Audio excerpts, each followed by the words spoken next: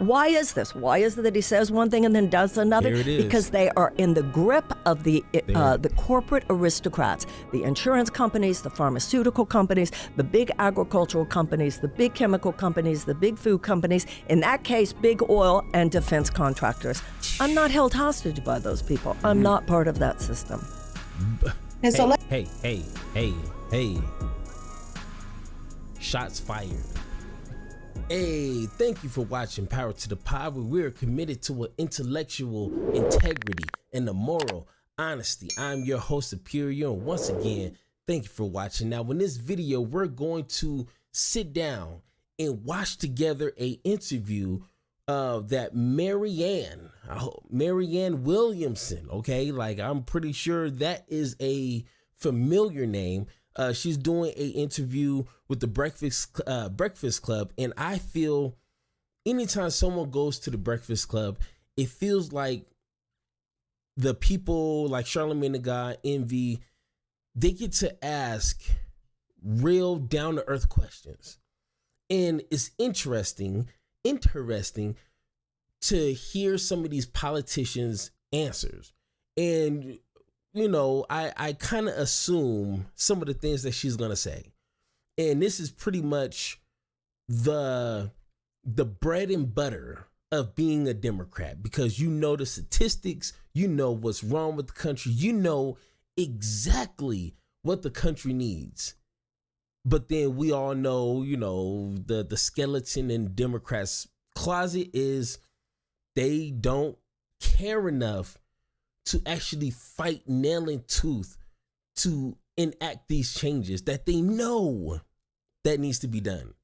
They're spineless. They don't care. They're already comfortable. They don't want to interrupt the status quo.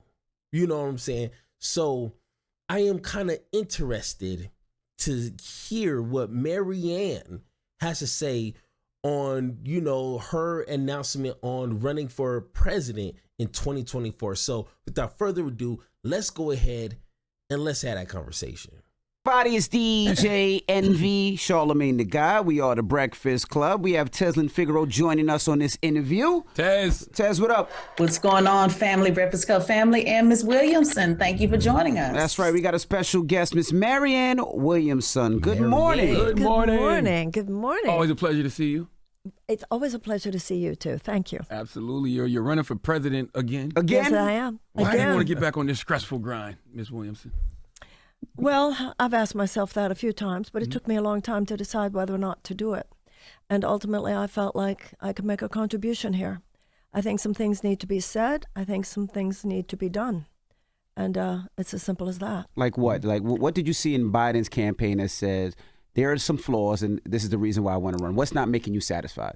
It's an incremental approach. It's a lack of fundamental economic reform.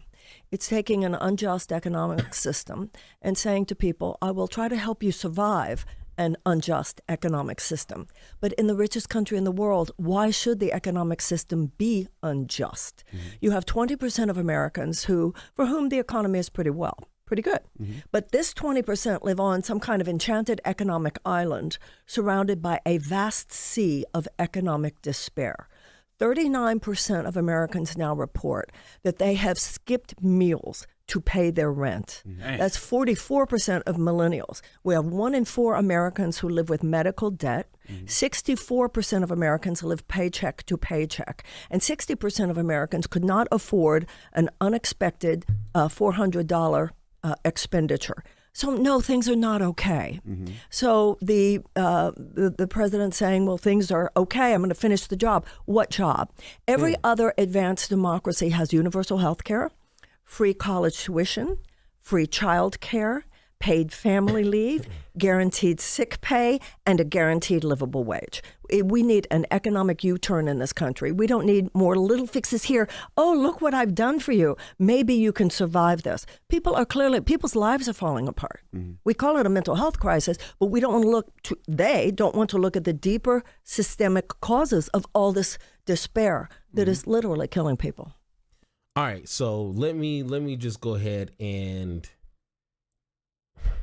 one, I do like how she is just bluntly saying Joe Biden has done what? Wait, what did he do? Oh, he's doing very small little changes to still kind of keep in good graces with people, like just enough, but not enough to actually make real substantive change. You know what I'm saying? And I like how she's not just like, oh, he's a great president, you know, just trying to like suck up to his voters maybe, or to try to like not make it seem like she's dissing, you know, her own, you know, political buddy here. But I mean, sometimes, man, you just got to call a spade and be like, hey, Joe Biden, you ain't doing nothing. You ain't doing nothing. And sometimes that's what we need. But I mean, but of course, we've heard that before. Do you think that President Biden is too old to run again? I wouldn't go there. I mean, everybody can see what they see, make their own decisions. You know, I'm not a young woman. I'm 70.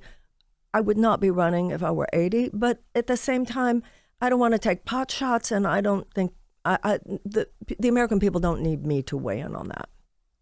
Go ahead, Ted. Now, Ms. Williamson, so pretty much what she's saying is, age ain't nothing but a number, and I don't care. Sometimes that's the best answer, because sometimes I don't care how old somebody is, as long as they can perform the job and accomplish things that they said that they were going to accomplish. That's it. If you 8 or 88, as long as you can do those things, I don't care. So, great answer. Are you still an independent? Would you classify yourself as an independent? I'm running as a Democrat, but I certainly think of myself as an independent thinker, and we need more Democrats with independent thinking. This codependent relationship with the DNC, where they've just decided that it's Biden. We should be, the Democrats claim to be the party that is protecting democracy. So why is it that Marianne Williamson, even Bobby Kennedy, now we're like invisibilized? I heard David Axelrod on television last night say Biden has no challenger, and Anderson Cooper didn't challenge him. We're all supposed to just do whatever they say. So the idea of a democratic process at a time like this, when the fascists are literally at the door, that we're not supposed to even be having a real conversation about, like, maybe what should we be presenting as the agenda to the American people in 2024? First of all, to win this election in 2024. More importantly, to repair this country. I'm glad you used that word fascist, because I don't know why people are so afraid to use that word. Like, well, they should look it up in the dictionary, because if you look at the policies of people such as Ron DeSantis in Florida, that's what fascism is. So, Ms. Williamson, if you are an independent, what do you say then to your critics who are saying, you know, you're splitting the Democrat vote, and that this campaign is just, you know, a grifting, an opportunity to get a message out, but how you have a long shot? What is your answer to that, to your critics? First of all, I'm a Democrat. I said I'm an independent thinker, but no, I'm a Democrat. So you can't be a spoiler if you're running as a Democrat. If somebody says something like Jill Stein, the point was that she was not running as a Democrat. This is a primary. What's the grift? That's really my question. So what's the grift? And if I were just trying to get a message out, first of all, that wouldn't be wrong. But I've done that before. You don't go through this kind of like, to just get a message out. If I just want to get a message out, I could write a book. I want to help change the system. This country needs an economic U-turn. This country is 6 inches from the cliff in terms of the state of our democracy, the state of our environment, the state of our democracy. So I think that no one should be apologizing for coming in and saying, no, this has got to change, because that system has proven to itself it will not change. What will be different with you? Because we've heard this from every Democrat politician that we would change this, we would change that. And it seems like when they get in office, nothing ever changes. I mean, I'm not of that system. I don't owe that system anything. When somebody says she's committing political suicide, what political career do I have? I'm not tied to that system. This is why, I mean, where are they all? Seriously, you say you hear from them all. I don't hear them saying anything other than, yes, we will go with Biden. So, no. We need a character like a Roosevelt who goes in there and says, you know, right now, look at something like the Willow Project that the president just approved. Oh, my God. He had said when he was running, no drilling on federal lands. He has said that he recognizes that climate change is an existential threat to the human race. Meanwhile, he has given more drilling permits than even Trump did. Damn. And he has just approved the Willow Project, an $8 billion oil extraction project on the slopes of northern slopes of Alaska. Now he's actually, after that, even after all the outrage expressed, particularly by young people, he has now permitted and approved a project that will have to do with the exportation of liquefied natural gas. Why is this? Why is it that he says one thing and then does another? There it is. Because they are in the grip of the corporate aristocrats, the insurance companies, the pharmaceutical companies, the big agricultural companies, the big chemical companies, the big food companies, in that case, big oil and defense contractors. I'm not held hostage by those people. I'm not part of that system. And so Hey. Shots fired. Shots fired. You can't tell me. Now, of course, we're going to have to do a little research. I don't want to get too excited. But if we can have somebody who is not, like she said, who is not tied to none of these people, don't owe them nothing. You ain't paying me nothing for favors that you want me to do when I get in office. And Mr. Biden, what are you doing? That's exactly what keeps people hating politics, let alone with the Democrats. You promise one thing, you say you ain't gonna do this, you say you ain't gonna do that, you gonna make and then you lit. Do you hear what I'm saying? Now, of course, I don't want to put no bets on anybody because I'm not a betting man. I have really bad luck. But she brought the receipts. Hey, he's tied to this. He's tied to that. They owe him. He owes everybody. So what do you think they're going to do? What do you think? What kind of policies and bills and contracts that he's going to sign knowing he owes them? If we can take that kind of money out of politics, I guarantee you, it'd be a lot better. So Ms. Merritt, let's talk a little bit about your policy. Okay. One of the things that you stand out for, and I remember that quite well, when you ran the last time, was reparations. And just for clarity, all Black Americans, their only concern is not reparations. We all know that we raise children, we care about education, we care about many things across the board. But you do stand out as a reparationist candidate. Now, the current administration does support H.R. 40, which will create a study on reparations. And you have been very vocal about that. And so tell us how you feel about the current administration's position on H.R. 40 and what would be different for you. So the Biden administration's position on H.R. 40 is exactly what I'm talking about. Mm-hmm. I knew John Conyers. He was a friend of mine. I raised my daughter in Detroit. John Conyers, if he were here today, he would be rolling his eyes. We don't need another study. Yeah. We don't need another study. So for the Biden administration to say, I support H.R. 40, which once again, John would say that was then, this is now. Okay, we've moved further. So we support H.R. 40, but of course Congress has to do it. That is the Biden administration in a nutshell. Kick that can down the road, do something performative where it sounds like, I really support that. It means nothing. We are at a point now where a president who actually supports reparations, which I do simply because I want to see this country heal. A country is a group of individuals. It's run by the same principles. The principle here is you can't have the future you want if you will not clean up the past. Mm-hmm. Simple. It's rather transactional for me. We don't need another study, and we don't need a president who says, but Congress needs to do it. We need to have a president who invites some Black leaders to Camp David for the weekend and says, okay, let's put on the table and start some negotiation. That is the president I would be, and that's the difference. Whoa. She's not gonna win. I'm just going to let you know this right now. If I had to be a betting man, which I just told you a couple minutes that I'm not, but if you had to twist my arm force me, I would say she's not going to win. Clearly because she is for reparations. And that's a big no-no. You don't do, even the elite Democratic controllers, the elite, they're not going to go for that. You are putting she knows she's putting herself in harm's way, like career-wise, like maybe even, in real life, you know what I'm saying? But you talk about paying reparations to the descendants of slaves. You are now entering into the danger zone. You are now entering into the jungle.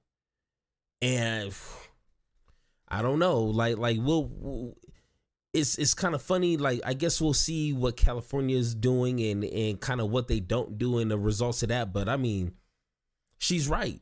The only thing that Biden is really good for is saying, hey, this is what I support. We'll go ahead and, put this on paper, but it's up to them. I'm the president. I know you voted for me, and I know I made these promises for you, but it's up to them. Oh, geez. Why are you not afraid to speak on an issue like reparations when you know it'll alienate so many other? Oh, shoot! There you go. I'm not here. I'm not a people pleaser political candidate. I'm not here thinking, "Ooh, say this, say that." I'm doing this, as I said before, to say what I believe needs to be said. It's called leadership. You don't a real leader doesn't just say what you think people want to hear. There's no reason for me to do this except to say what I believe needs to be said. That's what I mean about somebody coming from outside the system. Ooh, you're not supposed to say that. We've done focus groups and that percentage of Americans won't like you. That's the point. You need somebody to whom that is like, so what? So, Ms. Williamson, let me ask a follow-up on that then about lip service. Hold on. First off, she needs to work on her impressions. Like, I know that's not important. I know that's just me nitpicking, but like her impressions is just her regular voice. Like, you gotta kind of like spice it up a little bit, But like her impressions was just her regular voice, but like with some like hand gestures and stuff. I just kind of thought that was funny. Service. So right now there's a California reparations task force. You come from California, correct? Yeah. Well, I don't live there now, but I've lived many years there in my adult life, yes. Okay, so have you been involved in the California task force in any way? No, I haven't lived in California for probably 8 years. Well, have you been involved in any task force anywhere? Well, I've designed my own and I've written books about it. I've been writing about reparations, talking about it, doing racial healing circles since the end of the 1990s. And I have a plan for reparations I've run for president twice now, actually, putting that out to the American people, which is, I believe, a megaphone that matters. Sure, but you just mentioned it's important to have Black leaders at the table to talk about how do we do this. So I just want to be clear, and fair in asking, have you actually been involved with Black leaders? Yes, I have. I would say the person who has affected my thinking the most is Sandy Darity. Sandy Darity is the first person I talked to, and his wife as well. I feel I was mentored by his information. Do you know what I'm saying? He was the first person I said, could you please explain this to me? I've read books such as Ta-Nehisi Coates and heard others, but I would say Sandy Darity is the person who is, I think, whose counsel has, I like the way he frames it, and Sandy it has meant something to me. Yeah. I was going to ask, talk about gun violence and all this violence that's happening in the U.S. in the last couple of years. What is your take on that, and how would you try to curb that and fix that? On this one, I feel that Biden has his heart in the right place. He is trying. We need an assault weapon ban. Obviously, we need the banning of bump stocks. We need the banning of high-capacity magazines. We need the 3D to handle the issue of the 3D printers. But I think we need to move beyond the conversation of is it culture or is it policy? It is both. Mm-hmm. And I think with this latest just spate of senseless, horrible, violent happenings, I think we're at a possibility of an inflection point. I sense both on the left and the right that there is a critical mass of Americans who feel this has gone too far. You have even Republican governors now giving a little bit in terms of things like federal red flag laws. So we know what we need to do. We know that easy access to guns is a large part of the problem. We know that we have more guns than people in this society, but we also know that we have a violent society. Yeah. Our economic policies are violent. So much of our media is violent. So much of our, even our food policies, we are a violent society. Yeah. And there are millions of She people. ain't lying. I don't know about millions of people. There are many people making billions of dollars off breeding violence and breeding fear. So we're going to have a violent society until we decide to be a non-violent society. And you think we'll get some type of common sense gun reform when you have the president of the United States of America saying that he's powerless and that, you know, he has to beg Congress to do something, and you have so many of these GOP senators that they get direct funding from these gun lobbyists like the NRA. You seem like you have some optimism. I don't see it. Well, you're certainly I think we have to go back to why there was a time. Obama was an example. First year of the Obama administration, he had a Democratic House and he had a Democratic Senate. So we had a trifecta at that time. Biden would say, and there's some truth to it, is with us on this issue. We have three co-equal branches of government. The president doesn't have a magic wand, and we don't want that. We need more Americans who are willing to recognize we must get involved in the primaries. We must get involved in every election. And also at this point when it comes to guns, and I think more progressives and more young people, more people realize we must get involved on our community level, on our state level, because a lot of the worst aspects of all of these things we're talking about are now coming out of the state houses. But to hear a president say he's powerless, I understand, you need Congress, you absolutely do, Yeah. but you got the biggest bully pulpit in the world. Well, Like, that's say how something I other than feel. you're powerless. And I would certainly use it. I would certainly use it. Not only the biggest bully pulpit, but executive orders that you can use. There has been a tendency of Democratic governments and the Democratic presidents in the modern era to back up when things get tough. Roosevelt said when the economic royalists came at him, what he called the economic royalists, he said, I welcome their hatred. And that's what we need, is a president who says, I welcome their hatred. All right, so one thing I definitely want to point out, you need Congress, you need the House, you need participation from other government entities. Okay, I get that. But, and I'm not really a big fan of executive orders. Just as easy as you can throw them in, they can easily be taken out. They're not set in stone. Obama threw a whole bunch. Once Trump came in, he took a whole bunch out. And, so it's just a little, kind of like almost the definition of a Band-Aid to a situation. But it feels like if you want to stir up some trouble, go ahead and do that. And I would like to see Joe Biden do things to stir up some trouble for the better good. Does that make sense? Like, if you have to make some executive orders, go ahead and do it. If it's to solve a problem, go ahead and do it. But to do nothing at all is unacceptable. like there's no other way to frame that. So I kind of get it, but he definitely could do more. We had an assault weapon ban for 10 years. And during those 10 years, we did have much fewer mass shootings. Go ahead, Ted. So, Ms. Williamson, what because I've heard a lot about what the Biden administration is doing wrong. Tell me about your top. If you had to pick 3 top policies that you would focus on, first 100 days, or what do you see as because you have a lot of issues on your website, I know they're all equally important. But if you had to give us 3 on what you think is the most important thing to do right away, what would that be? We need universal health care in this country. We have 1 in 4 Americans living with medical debt. We have 68,000 Americans a year who die from lack of health care. We have 85 million Americans who are either uninsured or underinsured. We have 18 million Americans who cannot afford to fulfill the prescriptions that their doctors give them.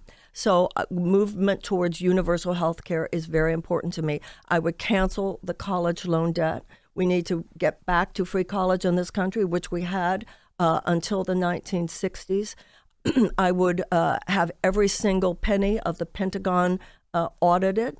I would make sure that every company that has a contract with the U.S. government that is a union-busting company that those contracts are canceled. I would call together the group that I would like to go to Camp David to have a serious conversation about reparations. Also, talking about racial issues, I would call Tim Scott and Cory Booker into the Oval Office and say, bring whoever you want. We're not leaving this office until we have a serious bipartisan bill on police reform. BLM, for example, biggest protest movement in the history of this country, and there's not been one serious piece of legislation that has addressed the issues of police violence and what is obviously going on there, that something is very, very wrong. I often wonder if any of that stuff is realistic, like the student loan debt, the police reform. Maybe just because I've become such a pessimist because of the system. Mm-hmm. I just wonder if any of that stuff is realistic or is just lip service that because they want you to think that. Yeah. Because they want you to think that. So this is the deal. The Republicans don't even pretend. But the Democrats are like, we're, just bring us in again. Let us finish the job. Bring us in again. We're really trying on that. We're really trying. That's what they want you to think. They want us to think, well, I guess it just can't be done. Why the hell can't it be done? Every other advanced democracy has universal health care. Every other advanced democracy has free college. Every other advanced democracy has free child care, paid family leave, guaranteed sick pay, and guaranteed living wage. The reason it can't be done is because they are in the pockets of the insurance companies, because they are in the pockets of the pharmaceutical companies, food companies, chemical companies, big oil, and defense contractors. And so they've numbed us. And they've known like, well, I guess I can't. I guess we can't do it. We're like acquiescing to that. Meanwhile, that's the way you get the fascists. Because people, what Franklin Roosevelt said is we would not have to worry about a fascist takeover as long as democracy delivered on its blessings. Democracy is not delivered on its blessings. You have 100 million people who don't vote. I think for many people, it's the only way to say F you to that system. It's a dysfunctional, but I think an understandable reaction to a system that is doing nothing for them and that they know no matter who they elect, their visceral experience is that I'm still at the effect of an unfair economic system, which is policy after policy, making it easier for those who already have money to make more money and more difficult for everybody else to even survive. The American people have got to do an intervention here. That is the only way it's going to happen, is if we bring someone from the outside and say, this shit stops now. Well, how does it stop, though? We talk at the housing market, right? So many minorities still can't purchase houses, right? Interest rates are still sky high. They're saying that in neighborhoods that we live in, the school systems are the worst. They don't have books. They don't have computers. Wi-Fi sucks, right? Then talking to the car manufacturers, they say the government is really pushing these electric cars, but they're saying that there's no possible way that there's a grid strong enough to uphold all these cars. So they say they just think it's a bunch of lip service. So how do we fix those problems? Okay, you fix it by, wouldn't it be nice to have a president who said everything you just said? Absolutely. Thank you. Right there. That's your bully pulpit. A president who just names what's really going on in this country. You have these huge companies coming in, buying all this housing. First of all, you should not be able to turn housing into a commodity in a country where 600,000 people are homeless. The problem is not just the poor in this country, but also the near poor. People who are terrified because they know if one rent check doesn't get paid. Okay, so those companies should not be able to buy those houses. At the very least, there should be a high tax on them, and people who are individuals just seeking to get into homes should be given the priority. And you need a president who names that, because what you just named was the essential fundamental inequity and injustice of the economic system in the United States. We do not need another president who doesn't mention that, because that's negative, because that president is counting on the donor class for whom that's not the case. All these people going, oh, yes, Biden is the one. Biden is the one. They most of the time, excuse me, they have health care. Mm-hmm. They can send their kids to college. But how do you stop, big groups of people going in places like Brooklyn and Harlem and buying up the neighborhoods, pushing That's minorities out, and only bringing their own people in and charging high rent or high prices for the house? We've seen it there. We've seen it in L.A. We've seen it in parts of Jersey. We've seen it in parts of Georgia. How do we stop that? Because what's happening is they're taking our property, charging a premium for it, and then using it because it's close to cities or close to subways or close to places like that. Right. And obviously there is a racial element there, and that is the issue, of course, of gentrification. That is why I believe my reparations plan is the best. Because my reparations plan is, if you have a group of black elders. Now, this group would have to be multi-generational, because I think the money should be dispersed over 20 years. If you have, there are... whether it has to do with black leaders in business, black leaders in culture, black leaders in the arts, black leaders in politics. Let's say you have all this money, and you have, let's say, black real estate moguls, and they do exist in this country. Absolutely. They would look at Greenville, South Carolina, and they would look at the money, the billions coming in that year, and go, we're going to buy those blocks. We're going to buy those blocks. And that's how you deal with it. If you just say that it comes in and then also, I don't believe that white people should be telling black people how to spend that money. So if I owe you $1,000, I don't think it's my business how you spend it. Correct. But if you have an amount of money and those billions that are coming in every year, that's called wealth. It's as simple as that. You could buy all those blocks. We're going to buy that neighborhood, as opposed to this person who could stay in their rent longer. Although if some of the money is spent that way, or historical black colleges or descendants of slaves, that's not my business. But in terms of what you were saying, it's called wealth, the wealth to just buy that neighborhood. Go ahead, Ted. So, okay. So now that was a little iffy. That was a little, I still have more questions. And of course, if I give her the benefit of the doubt, she's not in the right setting. She doesn't have her notes. She doesn't have her spreadsheet. She doesn't have, her models of everything going on. I get that. But one thing I would even foresee being a problem is, who is a black leader? Is it Kanye? Is it Jay-Z? Is it Cornel West? Is it Michael Eric Dyson? Is it Candace Owens? You like who would be qualified as a black leader, and who could we trust to be in those positions to be like, you know what, we're getting this money from the government, and this is how we're going to disperse it for colleges, for housing, for that would be an interesting conversation on its own, because not all skin folk is kinfolk. You know what I'm saying? Like I love my brothers and sisters, but I can't trust them all. I just can't do it, because they don't like people like me. So it's pretty simple. So, Ms. Williamson, I am known to be pretty tough on candidates, when I'm asking questions. And, I have to be fair and ask, I certainly appreciate the theory. I appreciate, writing books and great ideas. But in fairness, would you say that you bring experience on any level of government of actually getting, even small things done? Or what I'm looking for the receipts. What can we point to say, okay, this is the candidate that can actually get X, Y, Z done, or get us a little bit closer to it when you talk about, all of these things, particularly when you talk about the Black community? So first of all, just in general, you're asking if I have the sort of technical expertise to perpetuate that system. Washington, D.C. is filled with political car mechanics. Some of them are very good, and certainly you have to hire those people and have them in your administration. The problem today is not that we don't have good political car mechanics. The problem is we are on the wrong road.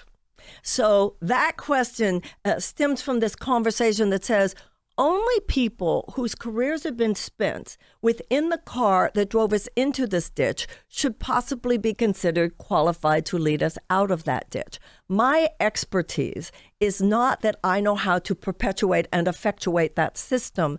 My expertise is that I know something about disrupting it. And if you want to know that, listen to everything I've said here today. Yeah, no, Ms. Williamson, respectfully, that's not what I'm saying. And using your analogy, what I'm saying is, have you ever touched a carburetor? Have you ever touched a motor? Have you ever touched anything, in the car so, that I yes, can point to it? And I'm certainly not talking about a career. I'm saying that if, again, going back to the example on a task force, if there are active task force now on reparations, and I see any candidate for that matter not getting involved in having those conversations now and speaking from a theory standpoint, it does. I'm kind of taken aback by it, because I want to know if you're willing to get your hands dirty now, rolling up your sleeves to see what you can do now at your level. So that's what I'm asking. I think Okay, so I'm not sure of the question either. What I feel that she's trying to ask, and what I think Marianne is trying to answer, and once again, maybe I just don't understand the question either, is, for example, Trump had no experience in politics. He had no experience in negotiating for behalf of millions of people. He just ran a business, I guess. Like, we can even question some of that. But what I think a good leader does is utilize the people around him. Jeff Bezos doesn't control everything at Amazon. He doesn't drive the trucks. He doesn't do the packaging. He doesn't come up with, a strategy on, the driver's routes. He probably doesn't even know where Denver is on a map. You know what I'm saying? But I'm sure, and to some level, he hires people that has the ability to get accomplished on whatever X, Y, and Z is. So Marianne is trying to say, I'm the one that can tell that we're on the wrong road. I can see that. That's my gift, is saying, hey, we're on the wrong road. And now I'm going to hire people. I'm going to put people in my administration that has the training and the skills and the ability to get us off that road. That's what she's saying. And she's saying, like, well, any other candidate who does have experience in politics contribute to us going down the wrong road, which I can kind of see. I wouldn't say for all, like someone like Bernie Sanders, he's doing what he can, but they shunned him so far into his corner. He really doesn't have a dog in the fight, I guess you could say. But I do kind of understand her answer, but hopefully we could kind of get a better clarification of what she's trying to say. We all do in the field that we can. I think I've gone far towards helping to create the conversation in the United States, which actually led to things like the situation in California. Everybody has their role. One of the things I have seen, and yes, I've been around a lot of people in politics, it's a business like any other. It's a business like any other. It's people sitting around a room, talking, negotiating. And yes, I have been as much of a businesswoman as any of the men who would come in here and be businessmen, and no one would say, well, would you know how to do it? So yes, I believe that I've worked with many, many people. But more than anything, I feel that I have the power to say what needs to be said and not obfuscate. But yes, I've had plenty of experience at business, and I've been in political circles enough, including observing even at the White House, to see this is a political system like any other. It's men sitting around, women sitting around a table, just like we're doing now, having a conversation and talking about what we are going to do. I wonder if you need experience as much as you need will. Right? That's right. Look Thank at somebody you. like Trump. Trump didn't have no experience. He just had to The I will. just said Thank that. you. And you know just what? said That's That's his party. Thank you very much. The issue with him was not that he didn't have political experience. It's the issue of his character, his ethics. You're right. He could have brought, if he had brought in a different type of person, he chose to bring in a Stephen Miller or Sebastian Gorka. He's a perfect example. You can't say he wasn't an effective president. Mm-hmm. He was effective at doing things that most of us would be horrified by, but he certainly was effective. People don't like to have that conversation. Media always talks about what Republicans and Trump get wrong. What do you believe they get right that can be used to fight against them? Well, one of the things that Trump did, and I wouldn't say it was right, but it was powerful, he struck a nerve. He hit a nerve. And the nerve he hit had to do with harnessing some of the worst aspects of the American character, racism, homophobia, anti-Semitism, Islamophobia, all those things that we know are the lower aspects of American consciousness. I think we need a president who harnesses the better aspects of American consciousness, the better angels of our nature. Justice. Justice, thy shall pursue. The book of Deuteronomy. We do not have economic justice in this country. We do not have criminal justice in this country. We do not have racial justice in this country. We do not have environmental justice in this country. My experience when I ran last time, and really this is not just about when I ran for president, this is true of my entire career. I believe we are a decent people. We are a decent people. I'm not saying we're better than anyone else, because we're not. But we're not worse than anyone else. But we need a politics that speaks to the noble in people, that speaks to we must be a just nation. We must be a fair nation, that speaks to what it takes to have a humanitarian rather than an economic bottom line. We now have a country, and I think that there are many people on the right as well as the left who see this now. We have a country where the bottom line in the way we function is short-term profit maximization for huge corporate entities rather than humanitarian values. Mm-hmm. You were talking about children before. We have millions of American children who go to school in schools where they don't even have the resources to teach that child to read. If a child cannot learn to read by the age of 8, the chances of high school graduation are drastically decreased. The chances of incarceration are drastically increased. John Kennedy said within 10 years we will land a man on the moon. I would say within 10 years, every public school in the United States will be a palace of culture, learning, and the arts.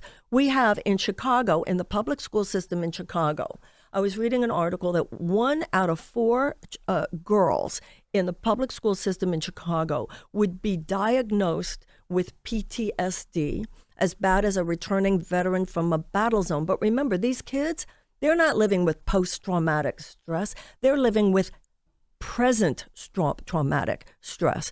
Every single day, activated. And we need a president who speaks to that and cares about that. Right now, children, they're not old enough to vote, so they're not a constituency. They're not old enough to work, so they have no financial leverage. We need a massive transfer of our resources in the direction of children under 10, and that's in every neighborhood of the United States. You know, we was talking about you opening yourself up to scrutiny that comes with running for president. And I saw Politico say where you verbally and emotionally abused your employees last campaign. How do you feel about that? Well, I think that there are many people who have worked with me who like me. I think that I have gone, fuck, damn, shit, quite a few times in my career in the office. And if anyone hasn't ever had those moments, then perhaps, I could act. Listen, times when I've raised my voice, or if anyone has ever experienced me as disrespectful, then I am sorry about that. But the picture of me in that article is not accurate. Mm-hmm. I just want to clarify one thing, because when Charlamagne talked about experience as well, and, when I'm talking about experience, I'm certainly just, because I don't want anybody to hear this interview and get confused by what I mean. I'm certainly not talking about being elected or, holding some type of office. I'm mainly, talking about grassroots. So I'll just, leave this statement that I think it is, Ms. Williamson, very important to get involved in things like the task force that, they're taking public comment right now.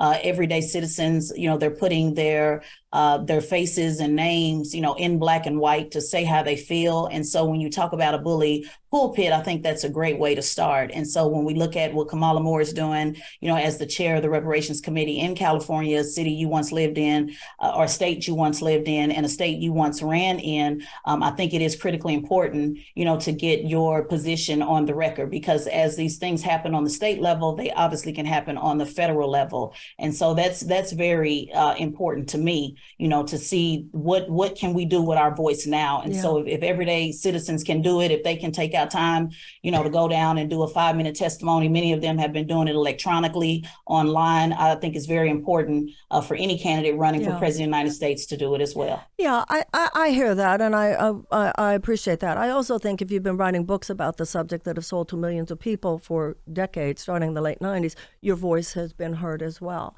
Also, I have founded nonprofit organizations, including an organization called Project Angel Food, which is where a lot of my work was when I was in California, which has served over 16 million meals now to homebound people.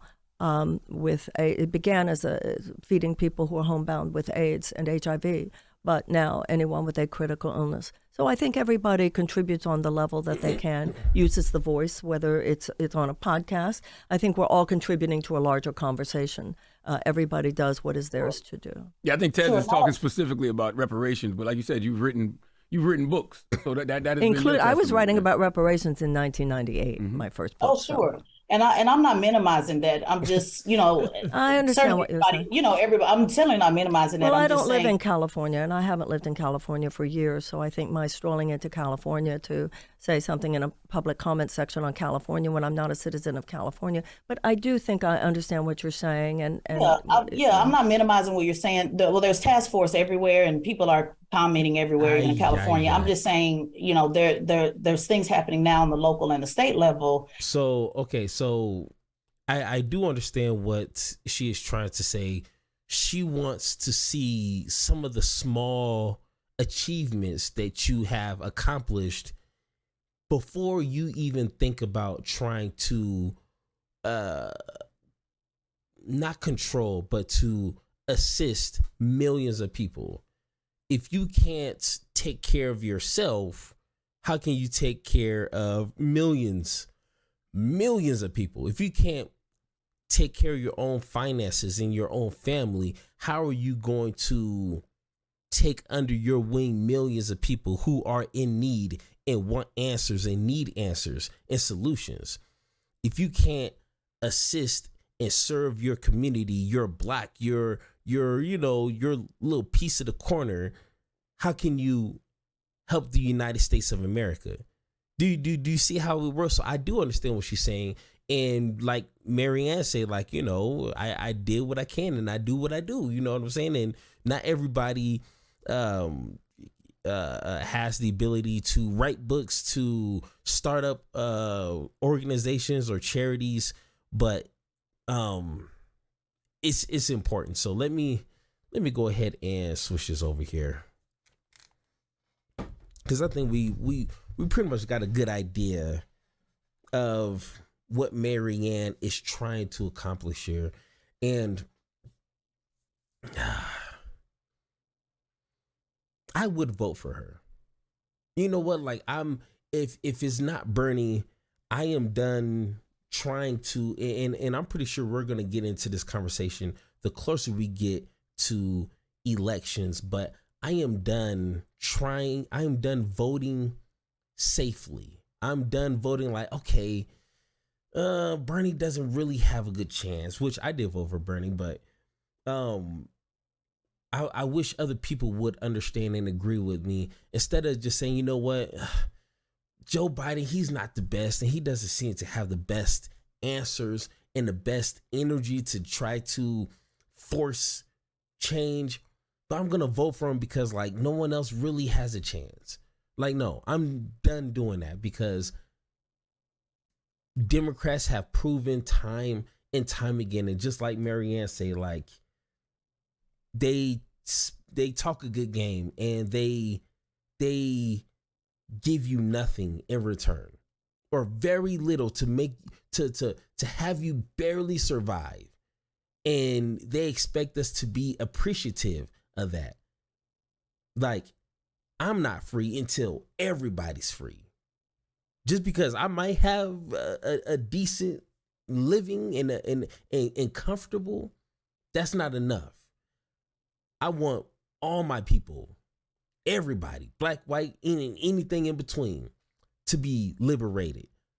I mean, does that make sense? So if that's Marianne, hey, let's bring on the prayer circles or whatever she's talking. It don't matter. If she can accomplish the things that need to be accomplished, I'm gonna vote for it. That's simple. But once again, did you see something different? I'm not sure, but I'm pretty sure you're going to let me know in the comments, and we can have that conversation. Thank you for listening, and don't forget to join the conversation by subscribing. Make sure to tune in next time, and like always, power to you, power to me, power to the people, power to the pod.